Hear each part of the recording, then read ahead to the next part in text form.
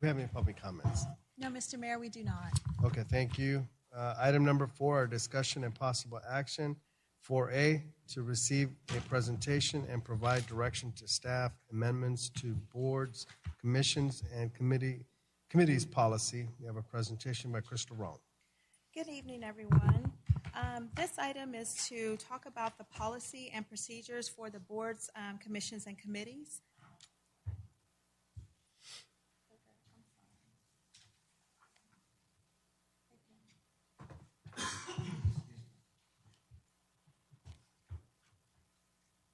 Mayor created the Boards, Commissions, and Committees Ad Hoc Committee back in July of this year. The main purpose of that committee was to examine and come up with a process for appointing or reappointing board members and to recommend modifications and requirements for the policy.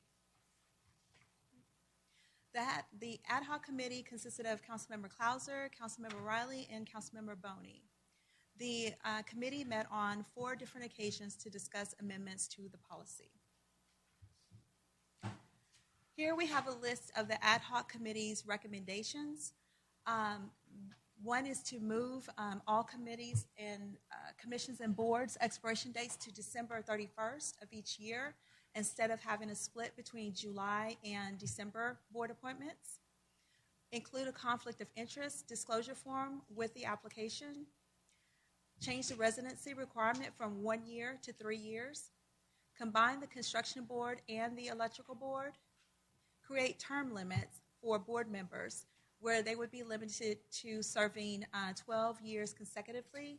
And if a member gets to that point of serving for 12 years, they may not apply for 2 full calendar years. Require members to vacate their seat if the applicant submits an application to be placed on the city's election ballot. Require that residents be registered to vote in City of Missouri City elections.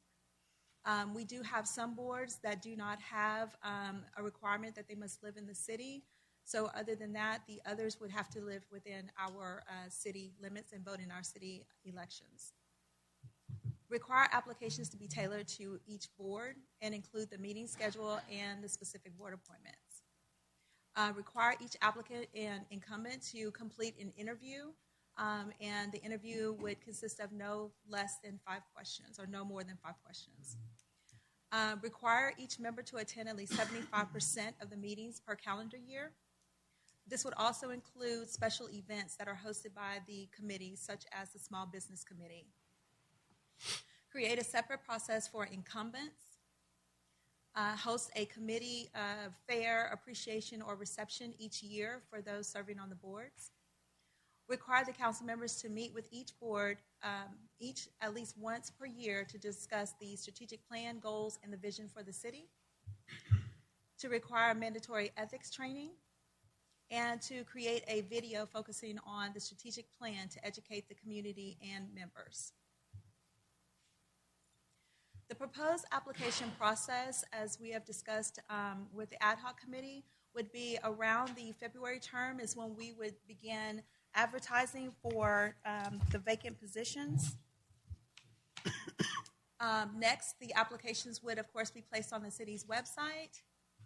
And the city secretary's office would compile all applications for review by the city council. So the application review policy process would start in early April and early October if we continue on with the terms that we have now. So the city secretary would review all of the applications, resumes, and questionnaires. And of course, then the city secretary would be designated, would be required to score each applicant based on the how long they've been a resident of the city, relative work experience, knowledge and basic understanding, community service, and education. The city secretary would then provide the scorecards to the city council for review. Of course, the city council would still receive all applications, resumes, and supplementary questionnaires. So the city council reserves the right to interview incumbents if they wish. Mid-April to early November, the city secretary will provide the questionnaire and score sheet to the council for review. around late April or late October, we will schedule interviews for the applicants to interview for the city council, whether that be a virtual interview, in-person interview, but all applicants who do not attend their interview as we have scheduled will not be allowed to reschedule. And then in the May-November term, the city council will conduct interviews, whether those be another round of interviews where it be in person, or you all may decide to just go with the virtual interviews. So selection of the board and commission members would be as follows. The first meeting in June for the June term and the first meeting in November for the December term, the city council will make appointments to the boards, commissions, and committees. And then 5 days after the appointments is when the city secretary's office will prepare letters to the appointees and those that have not been appointed to advise them of their status. And the ones who are no longer would serve on a board, of course, we would send letters thanking them for their service to the community. We have also talked about the orientation process to broaden that process a little bit more than what we currently do. So, of course, the city secretary has always given the oaths of office to the new and reappointed members. Upon the appointment, the liaisons will contact the appointees to talk to them about the board and kind of give them a brief orientation of when their meetings would be, what their requirements are, and if there's any additional training that would be required. The staff liaisons will hold an annual orientation workshop as part of their requirements, and this would be for the full board. The workshop will address basically introducing the new appointees, talk about the authority, limitations, and responsibilities under the state statutes, city charter, and the city's codes, discuss policies and rules of order, the Open Meetings Act, conflict of interest, and disclosures. The city attorney would provide ethics training.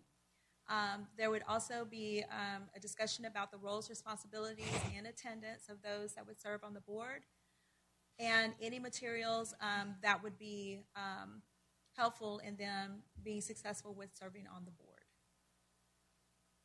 That concludes my presentation. All right, thank you. We have some people that signed up to speak. I'm going to go in that order. Recognizing Councilmember Clauser.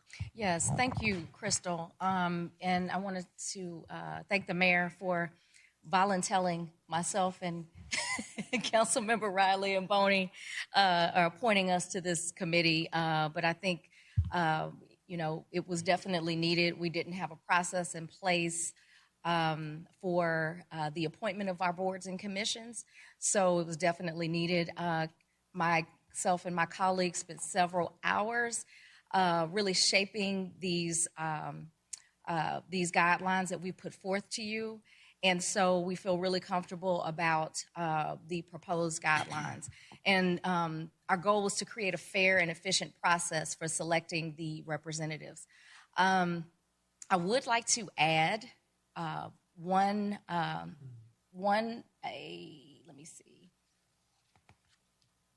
recommendation, and that would be because oftentimes people apply for one of the boards and commissions, and it may take 6 months or a year, and then when they're notified, they may have moved and not let us know. Yes. So I would like to place in the recommendations that at the time that they are sworn in, they have to attest that they do live in the city, and for any point they move, then they have to notify the city secretary's office within 5 days, and they have to relinquish their position. Furthermore, I would like to make sure that anyone who is serving on current committees, that we make that retroactive for anybody that is currently serving on any committee right now. Okay. All right, thank you. Recognizing Councilmember Boney. Thank you, Mayor. I, too, want to thank my colleagues, what did you say, voluntold? But thank you, Mayor, for actually creating this ad hoc committee because it was definitely needed and necessary because time and time again we'd find ourselves at the same spot, going back and forth about how we are going to handle selecting these very important people for these very important positions. I just wanted to start off by saying that it's important, I believe, that we receive feedback from the staff liaisons who are assigned to these various boards, commissions, and committees because their feedback is helpful because we don't know, especially if we're not attending them on a regular basis, we don't know their interaction with staff, their interaction with their colleagues, their contributions or not to that particular and respective board, commission, or committee. So it's important that we receive that feedback, not just whether they were absent or present. That's important too. But, just knowing, if that person is an asset or a liability or really could, not contributing as much, because it may not be that we look to replace them. Maybe they need to be encouraged to step up and be better or learn some things. So it's not always about jettisoning people from it, but trying to see maybe they don't know what they don't know. So I think that's important to get that feedback. The four things that I just wanted to highlight that I think are important, and again, these are suggested recommendations to all of our colleagues. We're not married to them 100%, but we strongly believe that these are solid recommendations that should be adopted. But the four that I wanted to highlight is one, with the meeting once a year with them. One of the things that was telling in our process, even coming from one of the chairs, long-term chairs of one of our committees, was that one of the questions that was asked was, can you speak to our strategic plan as a city and the goals of our council? Well, they didn't know that because we've never talked to them about our goals and our strategic plan. So it was very difficult for them to answer a question that we've never talked to them about. So I know that since I've been here, I don't believe, and maybe correct me if I'm wrong, council members Emery and Maroulis, and you served before as well, if we ever met annually with each of the boards or commissions and committees to talk about, just talk about anything, just to, collectively. So I think this is important for us to do at least once a year, whether that be collectively or each of them independently. I'm not married to either way. The second one being the combining of the construction board and the electrical board. What we're finding with those is that very limited requests to serve on those, and they pretty much mirror the same types of questions and asks. And so instead of having two separate boards for the city secretary's office to have to maintain and us to have to consider for appointment, that we just have one that would consist of all of them, both of them. I think that's important as well.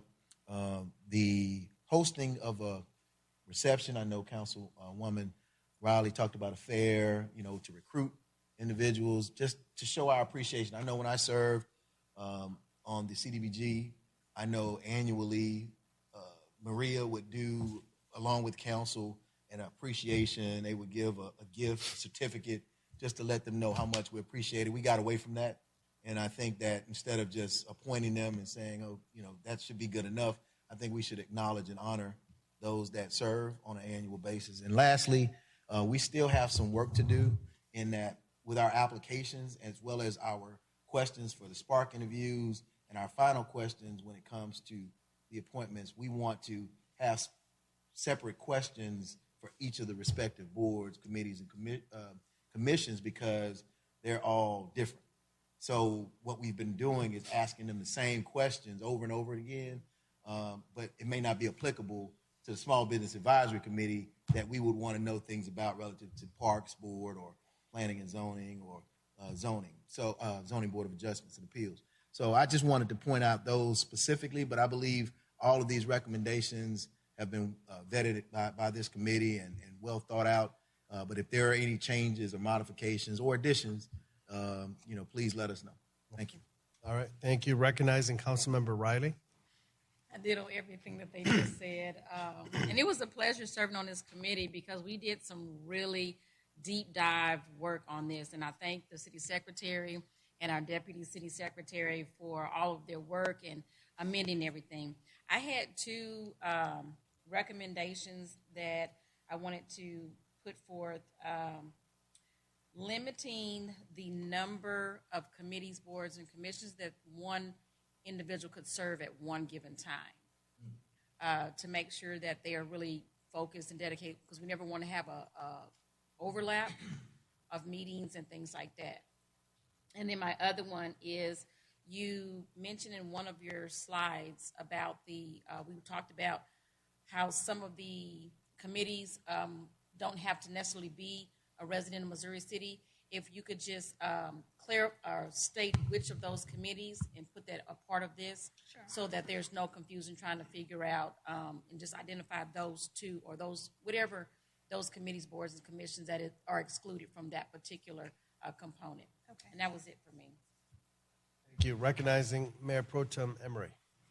Yes, first I want to thank the ad hoc committee that was put together for their what appears to be, a really extensive dive into the topic that we're looking at here. Had a couple of questions, and I think you may have answered it, Councilman Boney, but you're combining construction board and electrical board. Initially, my thought was, do they really have separate types of requirements that would allow you to make a combining of those two boards? Okay. You want me to respond to that? If you could, yeah.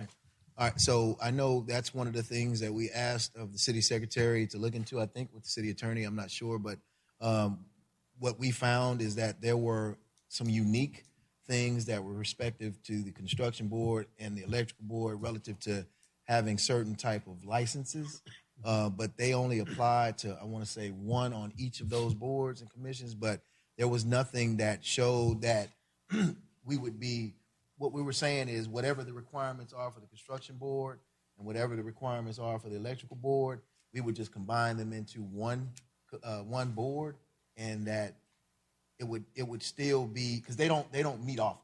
I mean, when was the last time they met, actually, maybe 2, 3, 4, yeah, I don't know how many years. So if they do meet, then it would be not a conflict. It would be basically whatever we're discussing, it would still fall in line with it being, and we looked at plumbing, I think, as well. We talked about plumbing as a consideration, whether that was it something relative to state law? I just can't remember. In speaking with the building official, we do not need a plumbing board because that is regulated by state law. And he said even the electrical board, we possibly at some point could remove the electrical board as well and just have the construction board. But he agreed that having, for now, combining construction and electrical board together is just fine. Great. I guess my question, to carry that a little bit further, were there other boards and commissions that could be combined? We have, I'm not sure how many boards and commissions that we have, so I like the idea of combining, but are there other candidates where we might be able to take the same, go through the same process as we did here? Because, like I say, we have a fair number of boards and commissions. I think, go ahead. We delved into all of that. We tried to do as much as we could to try to limit, the amounts of boards and commissions. But what we found is these were the only two that, would fit together. Everything else is its separate requirements and expectations, and you really couldn't, combine the the planning and zoning with the zoning board of adjustments and appeals, and there's nobody to put parks with. We have a small business advisory. So we looked at all of these at length. Well, I thought you probably would have, but you took step one, and I was looking for step 2, 3, and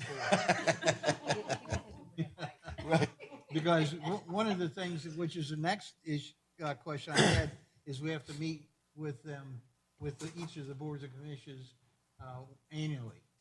So even though, it's only annually, we have, with the number of boards and commissions, that could become a scheduling issue in trying to do that unless we do it throughout the year as opposed to, at the end of the year.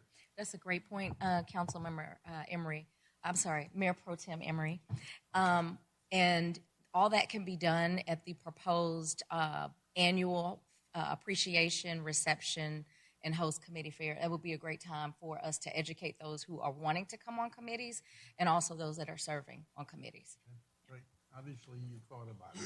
Yes, we tried to think about Yeah, everything. we are not proponents of meeting with each of them independently, but we didn't want to. I mean, it's a recommendation that we meet with them. How we do it is up to the full. I mean, we can add that to these rules, these recommendations, so that we meet with them to get everybody together and talk to them. But everybody is, they do different things, and so I think that we cover the bases when we interview them and appoint them. And then we talked about the city attorney doing a ethics training, and there being an orientation of some sort. And we also talked about incumbents, us looking at incumbents being interviewed and looked at differently than the new applicants, which is what we did kind of quasi this last time, but we kind of want to delve into that a lot more to make sure that, because they're different. We're going to ask an incumbent something different than we're going to ask them about their service versus what they would do if they serve. So. Great. And the last one is you show 75% attendance, and it includes special events. With the number of special events that some committees and boards have, is that, too high of a threshold? Keeping in mind, like say, and I can't think of one of the boards that might have a number of special events. So it's just that, that's a pretty high threshold, and I was just curious as to the thought process there. Yep. So when applicants apply for their committee, those expectations are set forth about the number of events. Obviously, if they're applying for that committee, they know what it entails, but we let them know that this committee will have X amount, approximately X amount. Are you willing to participate in those? So they know that expectation up front before they apply for the committee and go through the application process. I guess the question would be, if we're setting it that high and that's the expectation, will that maybe have some people have second thoughts about wanting to be able to qualify for the board because of the number of activities that they would have to be present at? If they don't, then it falls on the other committee members, and that's not fair. So I understand, yeah. Okay. All right. All right, thank you. But I do believe that it's. Oh, I'm sorry. No, go ahead. I do believe letting everyone know for each of the boards and commissions and committees what those special events are, so that they're aware in advance to what she was saying is important, versus just, oh, you didn't meet 75%. Well, I never knew. I know that a lion's share would probably fall under the Small Business Advisory Committee because they have like ribbon cuttings regularly. They have mixers, workshops, and stuff like that. Outside of that, I don't know. Again, this is up to us. I don't know if we want to, like, for instance, we just had the Snowfest parade, and P&Z as well as Parks participated in that. Do we want to say that if you're a member, you have to attend that? So I don't, again, we're not married to 100% to all of this. We can massage it however we want, but, could we amend this to say this could include instead of this would include?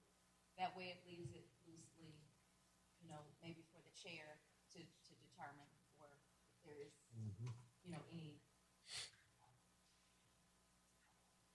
Leaves it. Okay. Well, again, thanks for all your hard work.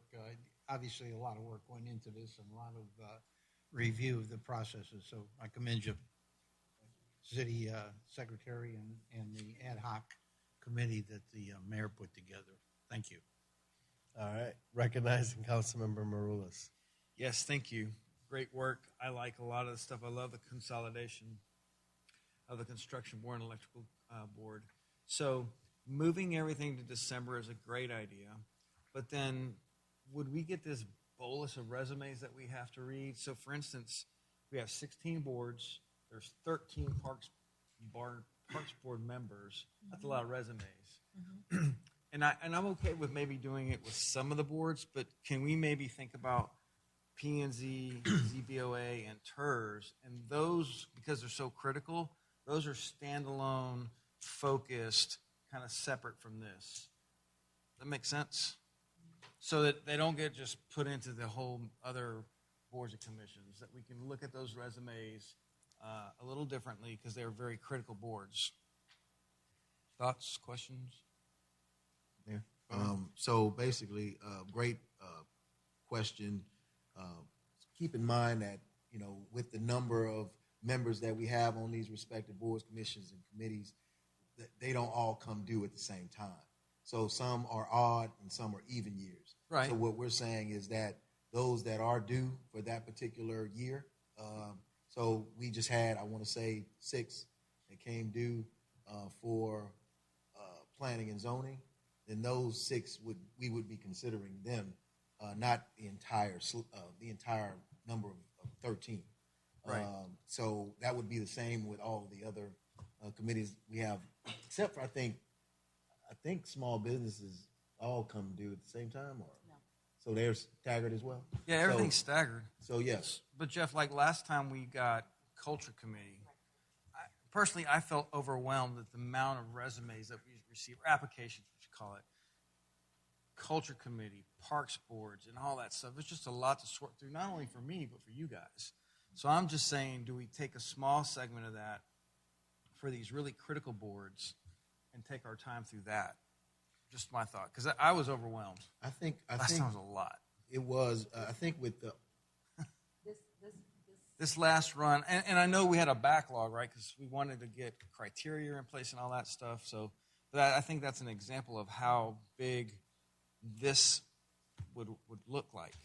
I think moving forward, this process would help us tremendously with the Arts Cultural Commission. Keep in mind that was a new committee that we were filling positions for each and every position. Now that they're in place and they're staggered, it won't be all at once. The same with the Ethics Commission. They're staggered as well. So I'm open to changing if you have an alternate suggestion on that. But I think that if we give this a chance, it may work. But I don't know what the alternative could be. Keeping it the same, you're suggesting, or? I'm saying that perhaps we look at maybe planning and zoning and ZBOA. Maybe we do that in July, and we're really focused on those 2 committees, because those are the most important committees we have, and not dilute that process with all the other committees. Because you're right, they're staggered. So there's 13 Parks Board members, then we would get likely 6 to 7 resumes there. And then you have maybe 4 culture. Maybe you have, there's just a boatload. And sometimes people apply for multiple. So that would mean if we did that, staff would have to start the process for those in February?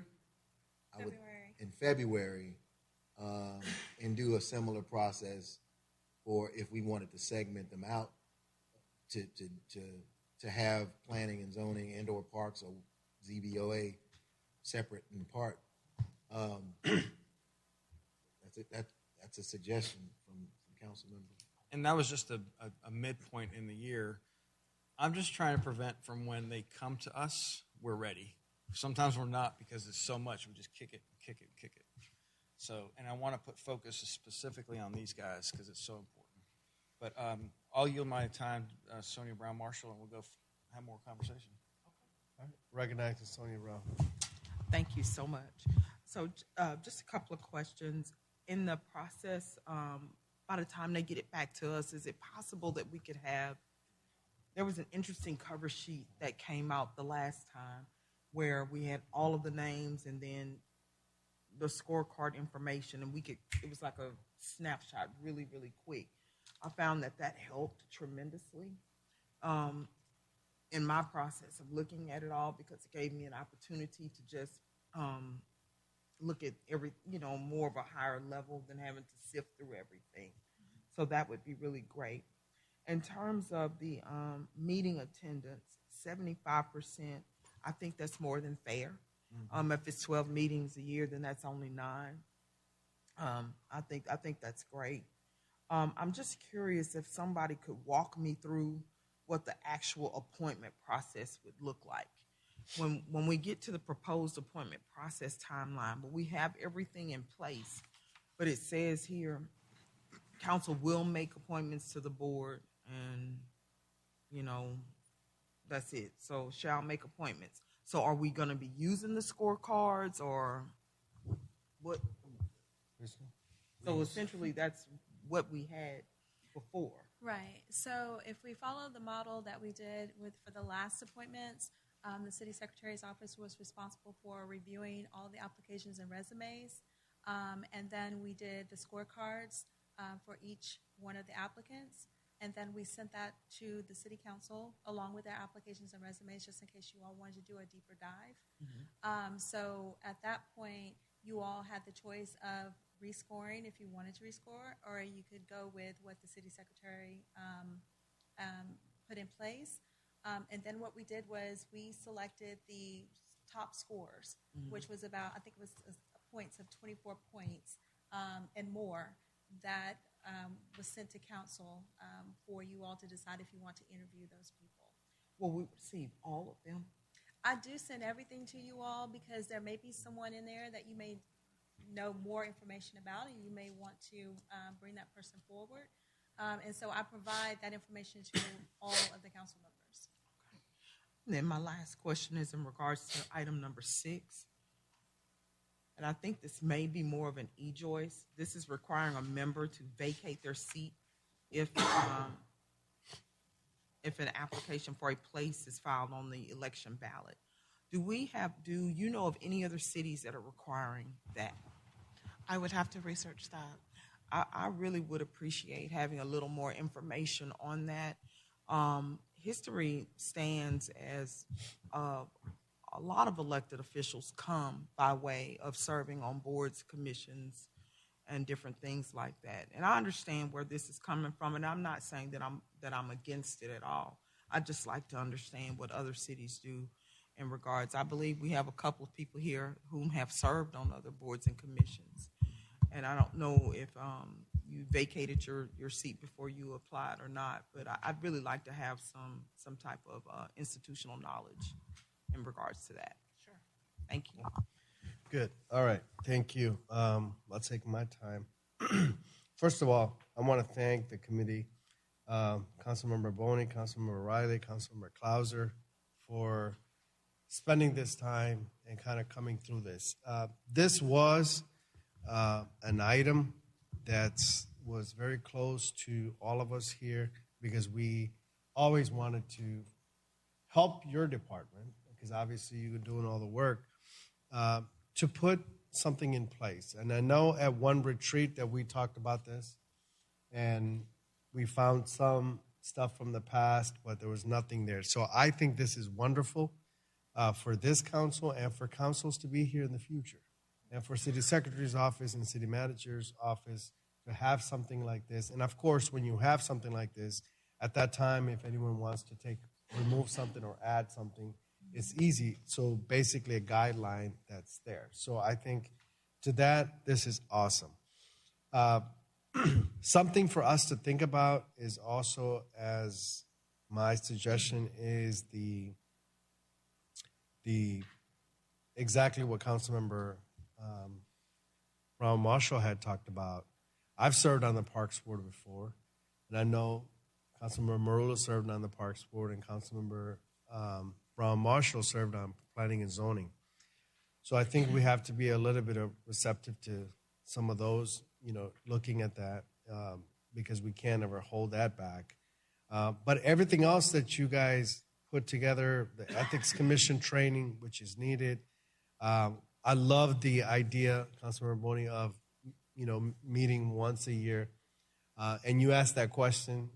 When I've served on council, I think there was one time out of the 6 years that I've served, they were invited to a holiday kind of mixer or party or something like that, where I think 3/4 came, and then after that, I've never seen that kind of collaboration, which I think is what really needed. And I think also you nailed the point where sometimes they don't understand the city council's strategic plans and the vision for the future of the city, where they're coming to us with recommendations, especially planning and zoning and parks dedications and all of this. Well, I'm not sure, to your point, if they understand what we're doing up here, and they're, so it's really not fair to them, right? I mean, we may have more information than they would have. So I like this. So I would ask is if there are things that we would like to see that's added to this, I would say that maybe collectively we can email the city secretary, and then they can get with the board and then come back to bring it so this way we can get this adopted. Okay. And then we will look at a process of some of the other things that what we do. I love the fact that Councilmember Brown Marshall asked, like, okay, what is the process once this is in place? But I think we need to put this in place. Sure. Once we put this in place, then I would like this same ad hoc committee to go back and come up with a process of what we do. So this way we can iron it out. I don't think we can take both at the same time, because if you take it, we're going to be here all day. Mm-hmm. So let's put the main things that I think this is almost here. I think it's just going to require a few, some of us to kind of give some feedback, so that you can put it, get it up to us. And one of the questions that Councilmember Brown Marshall asked, get that information to us so we can adopt it. Then let the committee go back and create a process flow. Then we all know what we're doing. And to Councilmember Maroulis' point of subdividing it from July to to December, I'm not 100% sure if that would help, but I don't know, because I want to see I want to see this adopted first, and then I want to see the process laid out by the committee. Okay. Then I can determine, in my opinion, okay, should we split it to July, or should we keep it all in one? Okay. Today, I'm not sure, Councilmember Boney, if I can look at it right now and say, but today, based on what I see, I'm in line with keeping it all in one. But it's going to require your office. Yes. Right? When you guys map out that flow, then I think we can determine which way would go better. It's just my opinion. All right. I'm yielding back, recognizing Councilmember Maroulis. Yeah, you touched on a lot of what I was saying. So it would require a lot of sparks all at once, which is coordination. So, Yes. But I'm interested in learning more about the process, because I like to see it perhaps like what we do with the city manager, where we turn in our scorecard and then the top 5 rise to the top, and that's the vote, right? And then we have to be very good about the scorecards, because I know one of them got missed last time. So I'm looking forward to that next phase. So thank you for mentioning that. Recognizing Councilmember Bo. Thank you, Mayor. I just wanted to say thank you for your feedback, everybody. There's a few things that I heard that I guess we all need to be looking at. Is one, the question or what was posed by Councilmember Maroulis about possibly moving select committees and commissions or boards to July or another time, and then the other ones being in December. That's something I guess we either need to decide on either tonight or maybe come back and revisit, because if, Mayor, you say that you want to try to have this implemented, maybe this would be important, an important part for us to have to decide on, for the city secretary's office to know how to move forward. Exactly. So I think that's something that's not going to lend for us to wait more time. We really need to decide, what we're going to do. If we're going to keep them all together, or if we're going to separate them. The other things, I think E. Joyce has her marching orders on the other cities. whether they have a requirement to vacate a seat if they apply with that issue. I think that we kind of worked through the 75% meetings just to change would from could. And then what I had indicated earlier is that we were trying to make sure that these recommendations came forth to really give direction to the city secretary's office as to how we deal with the current boards, commissions, committees, as far as our interaction and engagement with them, as well as, applications and kind of giving them direction moving forward. We're trying to streamline everything and make everything as seamless as possible by putting everything together, in December 31st. Again, having a separate incumbency process, which we were talking about working through, and a new applicant process. We already have a process in place. We just need to fine tune it and present it to the full council. And we beat it up, and we come out with what we come out with that everybody's comfortable and happy with. But I feel again very strongly that these are solid recommendations, and I would like to, if need be, make a motion to. No, I'm gonna get there. I'd like to make a motion to adopt the committee recommendations minus the vacating the seat if an applicant submits an application for a place on the city's election ballot at this time, and adding the notification 10 days? 5 days. 5 business days? 5 business days in advance if you know that you're leaving the city or moving from the city? State it for me. I'm sorry. At the time of oath, attest that the applicant does, in fact, live in the city, and I don't know how we want to, frame this, but live in the city, and if at any point they vacate their residency, they have to notify the city secretary's office within 5 business days. May I ask for a point of clarification on residency? Does that include residents who can vote in the city who live in the limited purpose jurisdiction area? It does include ETJ. It does. Yes. Okay. And I'm not sure if there are certain committees that. Put that motion. Oh, Okay. No, go ahead, Councilmember. I am not sure if there are certain committees that will allow for serving if they are on the ETJ.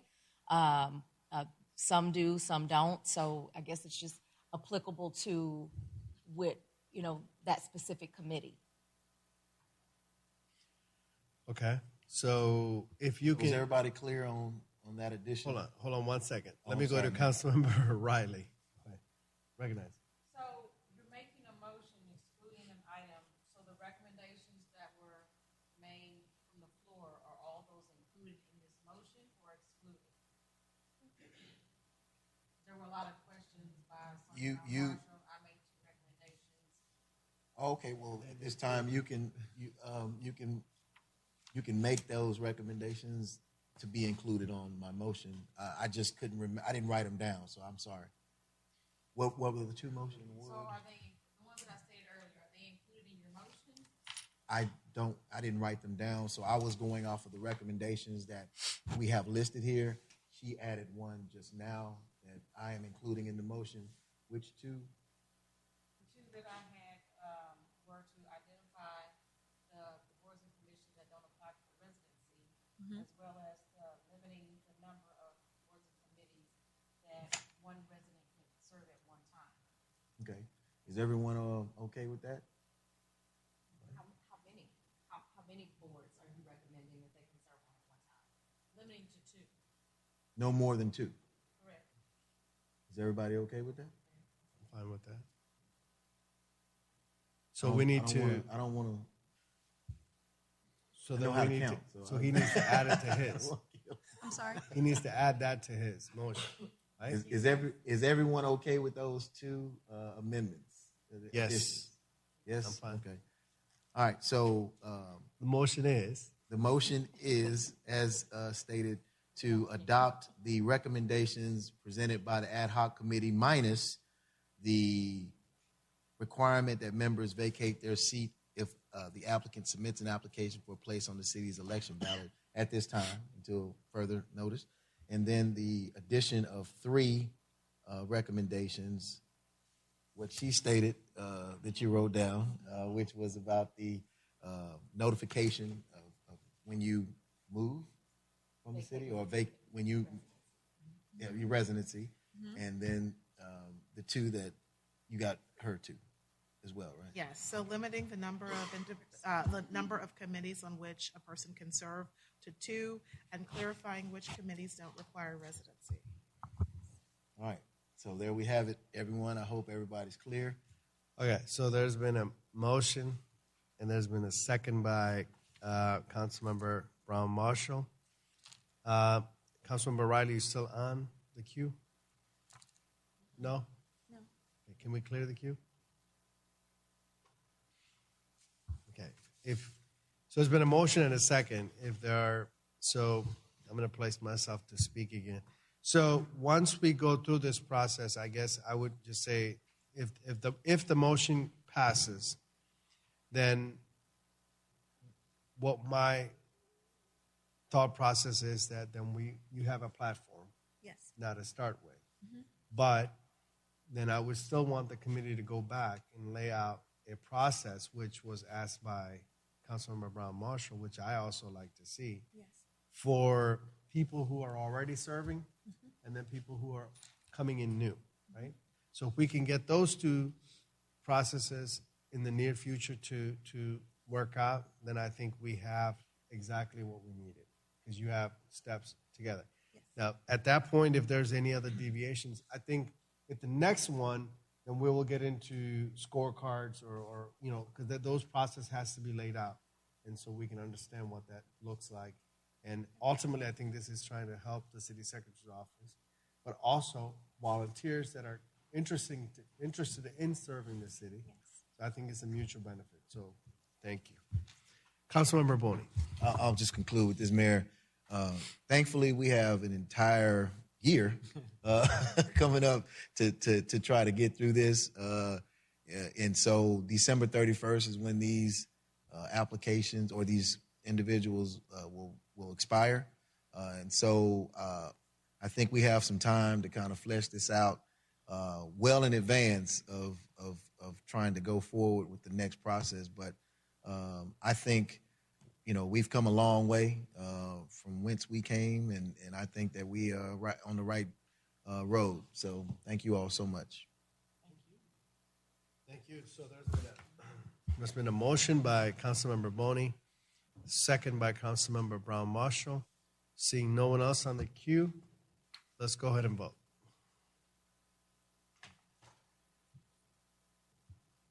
The motion carries unanimously. 7-0. Okay, thank you. Sorry. City attorney had a point. Just a quick point of clarification. You all will have to appoint Charter Review Commission members in January of '24, as well as if the ethics ordinance passes, you will have 4 alternate members of the Ethics Commission that you will also need to appoint.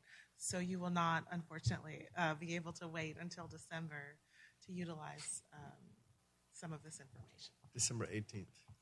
Yes. And Okay. we will provide a breakdown, so Yeah. you all know. Okay.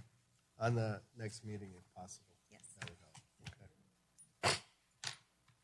So I guess we have time is 6:20, so we do have our regular meeting starts at 6:30. I know we have 2 items on executive sessions. So, Joyce, I like to move can we move the special item? Because we're not going to get done.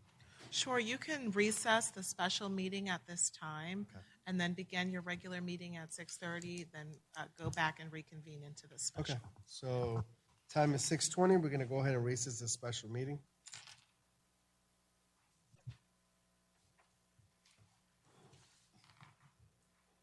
So we'll call the City Council special meeting of Monday, December the 4th to order at 8:38. And we'll pick up with, where did we leave? Closed session item 5A. So you'll need to make an announcement that the city council will go into a closed executive session pursuant to section 551.074 of the Texas Government Code. Okay. So with that statement, can we then go into the closed executive session? Any other statements that need to be made No, before we do that? that's it for this one. Okay, so let's go into special session.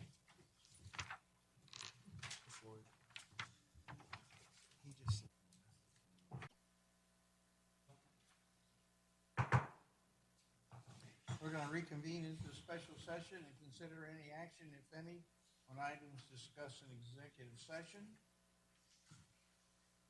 Do I have a motion?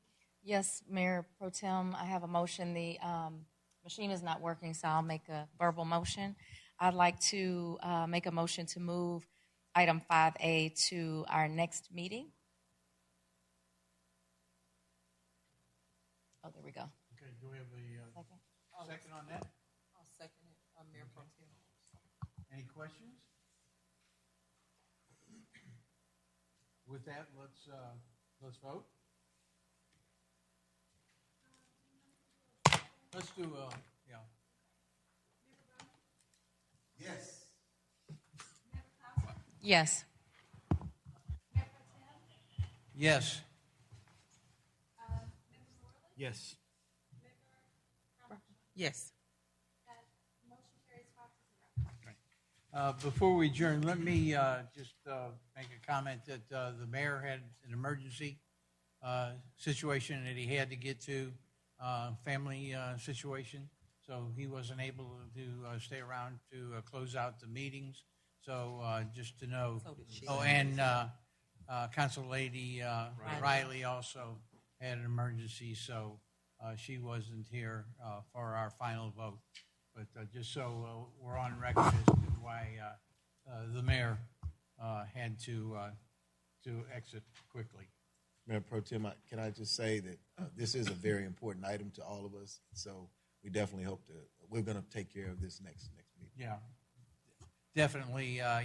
It's something that's we've been working on and laboring over for a number of sessions. So yeah, we'll make sure that gets through as far as what we're going to have on our next agenda and the importance of it. So, any other questions? Adjourn. Huh?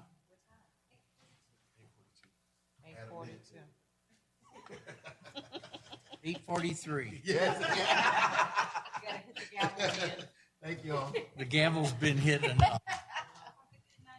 Good night.